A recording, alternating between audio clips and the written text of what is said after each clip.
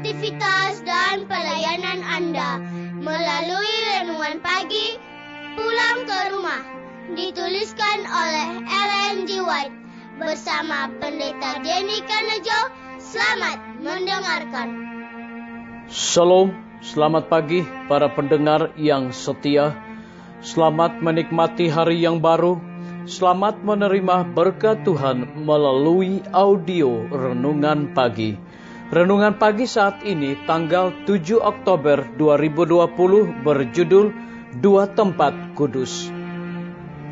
Ayat inti kita terambil di dalam Ibrani pasal yang ke-8 ayat yang ke-5. Demikian firman Tuhan.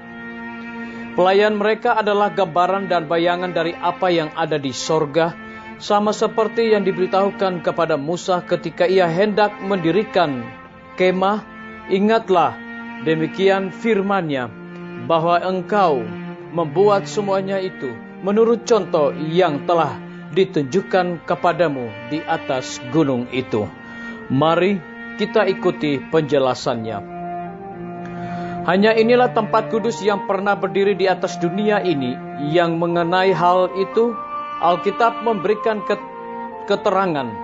Ini tempat kudus yang Rasul Paulus katakan, tempat kudus perjanjian yang pertama. Tetapi apakah perjanjian yang baru tidak mempunyai tempat kudus? Kembali membuka buku Ibrani, para pencari kebenaran menemukan bahwa keberadaan tempat kudus yang kedua atau tempat kudus perjanjian baru tercantum dalam kata-kata Rasul Paulus yang telah dikutip. Memang perjanjian yang pertama juga mempunyai peraturan-peraturan untuk ibadah dan untuk tempat kudus buatan tangan manusia. Dan penggunaan kata juga memberi kesan bahwa Rasul Paulus sebelumnya telah menyebutkan tempat kudus. Kita buka kembali kepada permulaan pasal sebelumnya akan kita baca.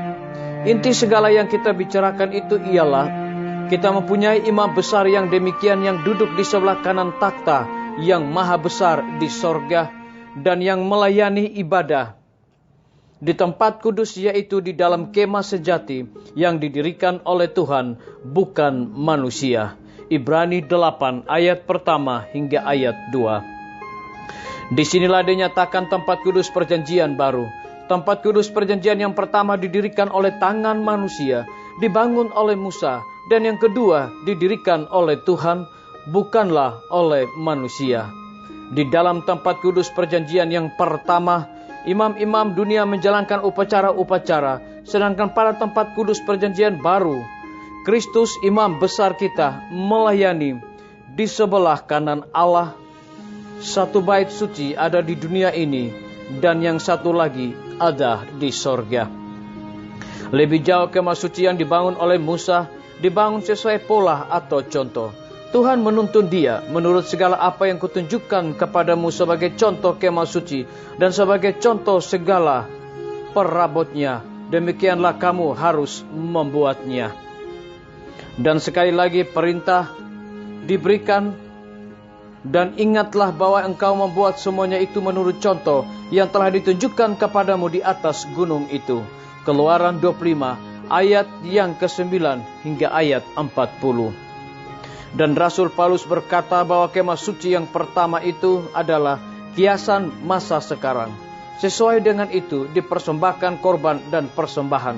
Bahwa balik yang kudusnya adalah melambangkan apa yang ada di sorga. Bahwa imam yang mempersembahkan persembahan sesuai dengan hukum adalah gambaran dan bayangan dari apa yang ada di sorga.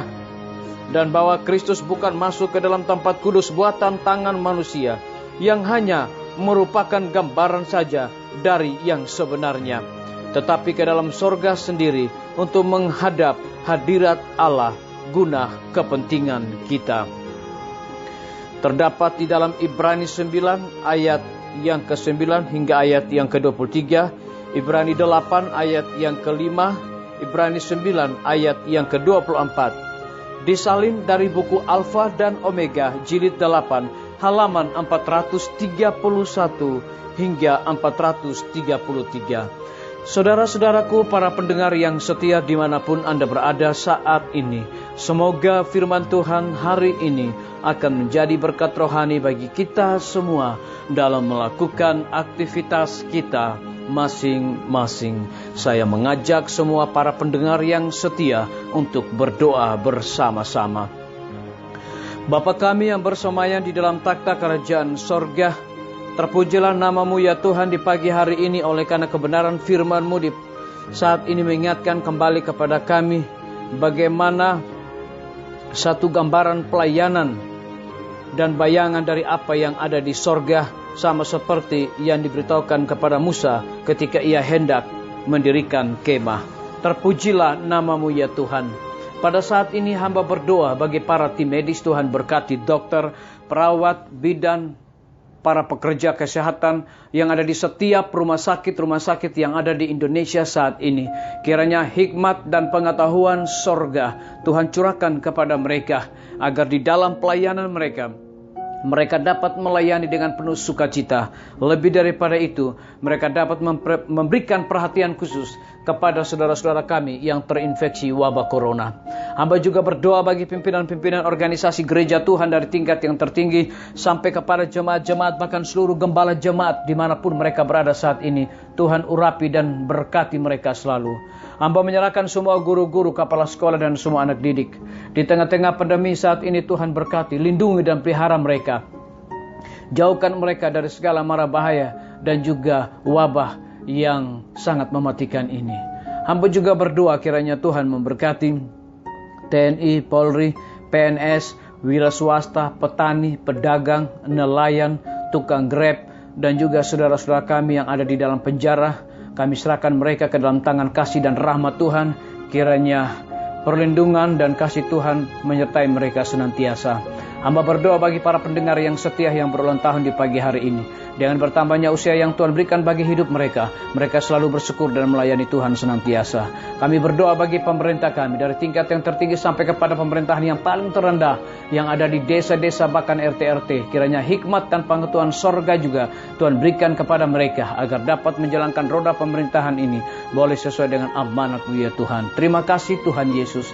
Dengarlah doa kami Bapa, dan mau mengampuni segala dosa kami, karena kami sudah berdoa hanya di dalam nama Tuhan Yesus dan Juru Selamat kami. Amin. Sampai jumpa. Tuhan Yesus memberkati kita semua. Betapa ku rindu negeri yang indah yang disediakan Bapa. Sana orang saleh memuji Tuhan, di surga senang kekal. Ku rindu ke surga, sana rumahku, rindu masuki gerbang mutiara. Tak pernah bersusah atau gentar, di surga ku hidup kekal. Sana ku pandang wajah Rajaku yang telah mati gantiku. Bersukacita selama-lamanya, di surga senang kekal. Ku rindu ke surga, sana rumahku, rindu masuki gerbang mutiara.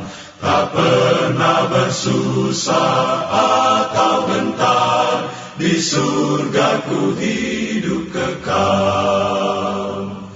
Ku rindu ke surga, sana rumahku, rindu masuki gerbang mutiara. Tak pernah bersusah atau gentar, di surga